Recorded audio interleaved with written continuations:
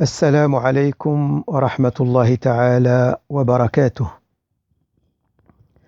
الحمد لله وكفى وسلام على عباده الذين اصطفى.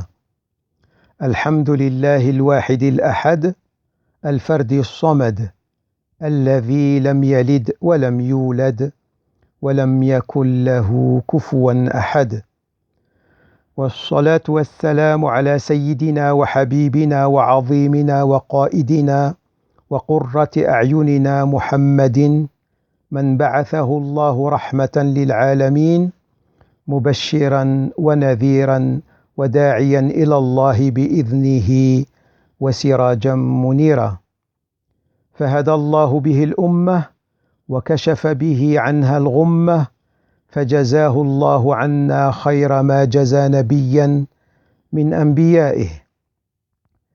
وأشهد أن لا إله إلا الله الملك الحق المبين، وأشهد أن سيدنا محمدا رسول الله الصادق الوعد الأمين، صلوات ربي وسلامه على محمد النبي الأمي وعلى آله وصحابته الطيبين الطاهرين.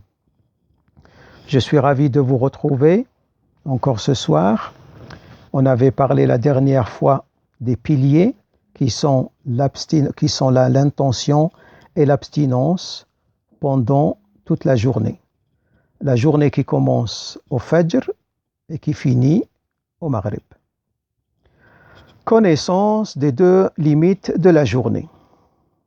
Le Fajr authentique ou réel, à la différence du Fajr dit trompeur ou mensonger, parce qu'il y a deux Fajr, il y a un vrai, un réel, qui apparaît à l'horizontale, et puis un autre trompeur qui apparaît à la verticale. Donc le Fajr authentique représente la première lueur blanche qui apparaît horizontalement du côté est et qui s'achève avec le lever du soleil.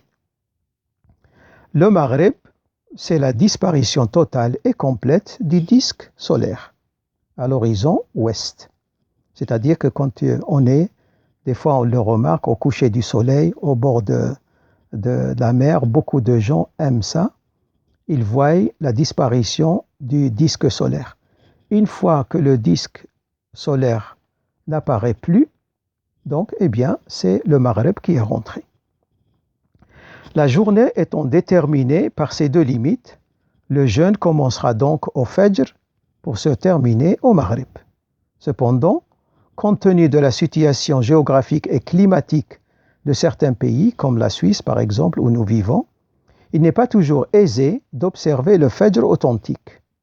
Dans ce cas, une marge de sécurité s'impose pour ne pas perdre la journée.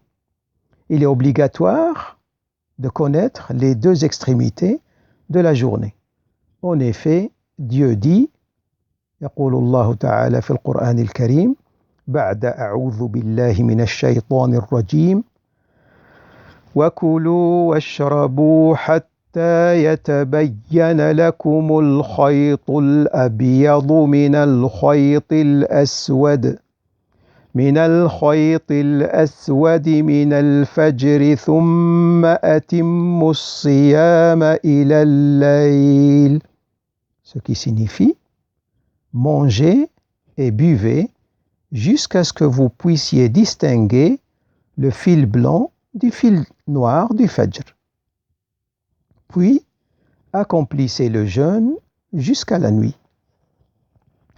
Quand ce verset fut révélé, un des compagnons du prophète Mohammed sallallahu alayhi wa sallam prit un fil noir et un fil blanc qu'il plaça sous son traversin durant la nuit. Et il les regardait et ne put les distinguer l'un de l'autre.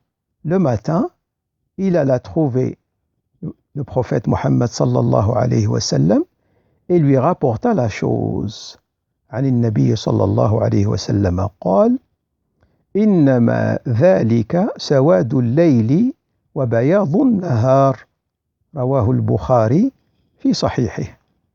Ces deux fils, répondit le prophète sallallahu alayhi wa sallam, symbolise uniquement la noirceur de la nuit et la blancheur du jour. Il ne suffit pas de se baser sur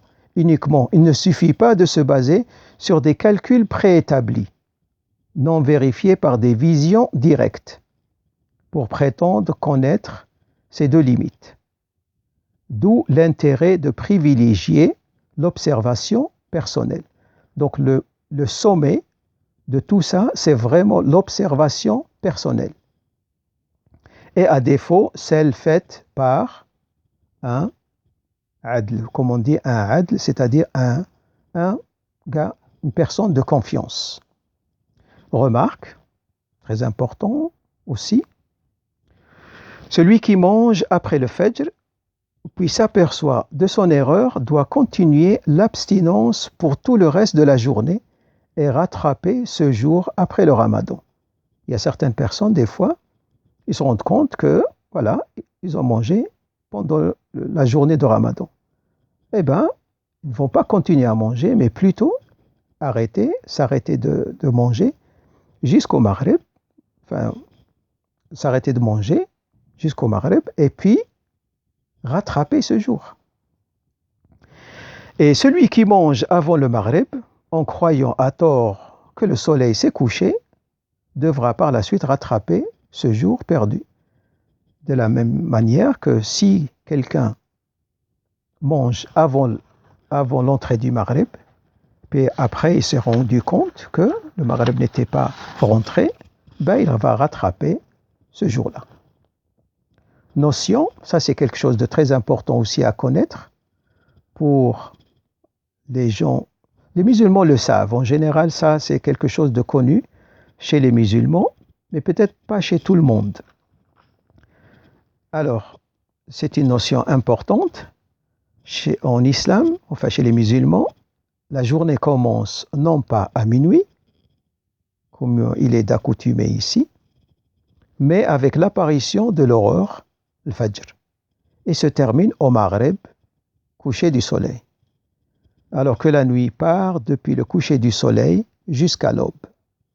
En effet, dans le comput islamique, la nuit précède le jour.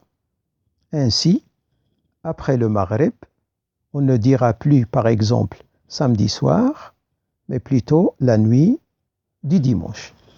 Comme ce soir, comme aujourd'hui, ce soir, on est la veille, donc la nuit de vendredi.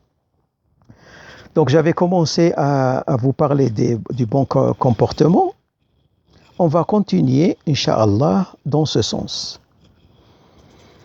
يقول الله عز وجل في القرآن الكريم بعد أعوذ بالله من الشيطان الرجيم إخبارا عن النبي صلى الله عليه وسلم وإنك لعلى خلق عظيم, ce qui signifie tu as certes un comportement éminent. Et Al-Bukhari a rapporté du hadith de Aïcha pour la description du prophète éminent, sallallahu alayhi wa sallam, kana khuluquhu al-Qur'an, ce qui signifie il possédait tout comportement de bien indiqué dans le Coran. Celui qui veut donc connaître le comportement du messager, sallallahu alayhi wa sallam, qu'il lise le Coran et qu'il le comprenne.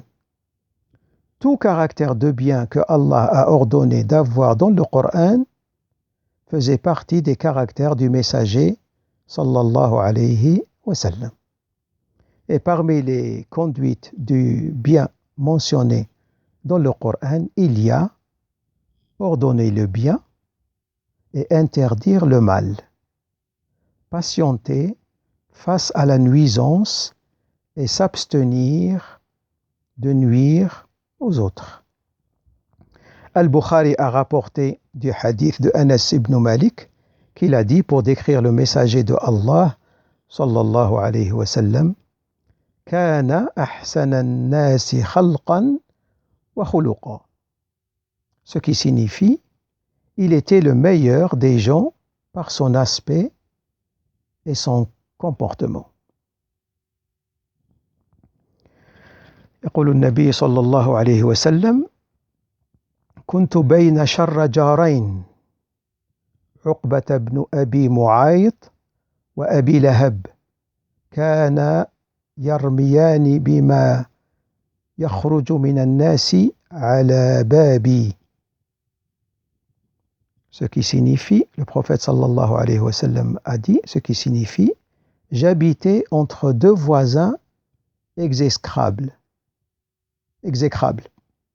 Uqba ibn Abi Mu'ayt et Abu Lahab. Ils jetaient des déjections humaines sur ma porte. C'est-à-dire que le prophète supportait leur nuisance, bien qu'il fût le plus courageux des êtres que Allah a créés, et qu'il eut la force physique de 40 hommes. Et malgré cela, l'indulgence était son trait de caractère. La patience était son comportement. Le fait de supporter la nuisance d'autrui était son état habituel. Et le bien-aimé les lui a dit, écoutez bien cette tradition, ما شيء قال النبي صلى الله عليه وسلم ما شيء أثقل في ميزان المؤمن يوم القيامة من خلق حسن فإن الله تعالى يبغض الفاحش البذيء. Ce qui signifie l'excellent comportement pèsera très lourd dans la balance du croyant au jour du jugement. Certes, Allah Ta'ala n'agrée pas celui qui est indécent et grossier. Voilà, je vais continuer dans ce sens en vous parlant du bon comportement. On va continuer la prochaine leçon également parmi les traits du caractère du prophète sallallahu alayhi wa sallam, notre meilleur exemple. Pour ce soir, je vous dis bon appétit, au plaisir de vous revoir une autre fois. تقبل الله منا ومنكم صالح الأعمال تقبل الله منا ومنكم الصيام والقيام والصلاة في رمضان وفي غير رمضان وإلى لقاء آخر إن شاء الله دمتم في رعاية الله وفي حفظه والسلام عليكم ورحمة الله تعالى وبركاته.